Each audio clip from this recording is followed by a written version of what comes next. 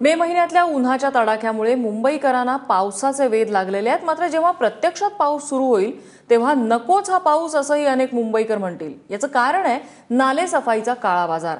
गेल्या 2 वर्षांपासून नाले सफाई कामातला घोटाळा यंदाही खुलेआम सुरू आहे। कसा होतो हा काळा बाजार पाहूया मनश्री पाठकचा रिपोर्ट। भांडू पूर्वेचा साईनगर नाला, विक्रोळीतला पूर्व नाला, टागोर नगरचा भारत नगर नाला, ही काही उदाहरणं आहेत जिथं कायद्याचा आणि नियमांचा बडगा हा कसा फोल आहे ते दिसून येतं। सध्या मुंबई महापालिकेकडून पावसाळ्यापूर्वीची नाले सफाईची कामं सुरू आहेत, पण ती कशी ते तुम्हीच पहा।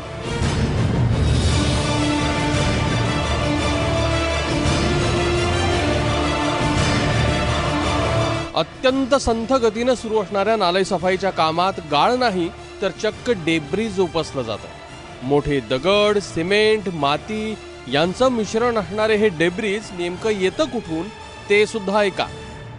नाही हा ॲक्च्युली त्यांनी बाहेरून आणलेला आहे। दोन डंपर त्यांनी बाहेरून आणले आणि त्यांनी आतमध्ये टाकले। आतमध्ये टाकल्यानंतर त्यांनी काय केलं, तेच डंपर त्यांनी परत बाहेर काढला। 2 दिवस डंपर इथे आपला जेसीबी उभा होता।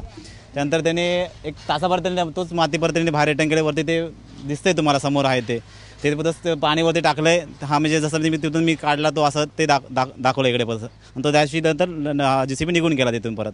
दरवर्षीप्रमाणे कमीत कमी 3 ढीग तरी साठतात कचऱ्याचे, पण हा एकच ढीग साठलेला आहे। त्याच्यामुळे गाळ भरपूर असावा अशी माझी शक्यता आहे। जसं पाहिजे तसा कचरा काढलेला नाहीये आणि पुढे पण कचरा आहे। केवळ काढलेला गाळ ओलसर दिसावा यासाठी कंत्राटदारांनी ही युक्ती लढवली आहे। मुंबईभर अशाच प्रकारचा डेब्रिज मिश्रित खोटा गाळ उपसला जातोय, मात्र अशा कंत्राटदारांवर कुणाचाच वचक नाहीये। साधारणतः पूर्ण एस वॉर्डसाठी मला वाटतं साधारणपणे 3,41,00,00,000 काहीतरी निविदा मंजूर झालेली आहे आणि रिद्धी कन्स्ट्रक्शनच्या वतीनं जब्बार म्हणून कोणी सब कॉन्ट्रॅक्टर हे काम करत आहेत। बाहेरून आणायचं, टाकायचं, नाल्यातनं गाळ काढलं असं दाखवायचं। म्हणजे हे कुठेतरी फेऱ्या वाढवून ट्रकच्या फेऱ्या कुठेतरी वाढल्या पाहिजेत, त्यांचा कुठेतरी फायदा झाला पाहिजे। या सर्व गोष्टी अत्यंत चुकीच्या आहेत। हा जनतेच्या पैशाचा चुराडा चाललाय। गेल्या 2 वर्षात मुंबईचा पावसाळा हा नालेसफाई घोटाळा आणि रस्ते घोटाळ्यांनी गाजला। त्यामुळे आता खुर्चीवर बसलेले नवे चेहरे या घोटाळ्याचं नेमकं काय करतात ते पाहणं महत्त्वाचं आहे। जवळजवळ 30% काम 30 ते 35% नाळ्यांमधील गाळ काढला आहे। तो गाळ उचलण्याचं काम सुरू आहे।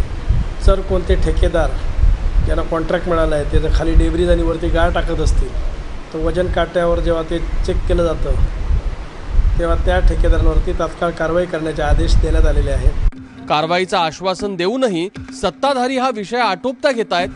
मात्र भ्रष्ट कंत्राटदार आणि त्यांच्यावर मेहरबानी करणारे खुर्ची सम्राट यांच्यामुळे मुंबईकर दिवसेंदिवस गाळातच रुतत चाललेत।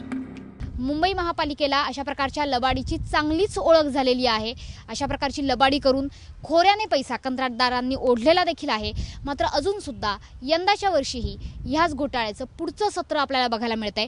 मात्र सगळ्यात महत्त्वाची गोष्ट, त्यामुळे अशा प्रकारे भराव टाकून आणि गाळ साचून जमिनी तयार झाल्याने मुंबईकरांचे मात्र प्रचंड हाल होणार आहेत। त्याच्यामुळे येत्या पावसाळ्यातही मुंबईची तुंबापुरी राहायला वाचून राहणार नाही।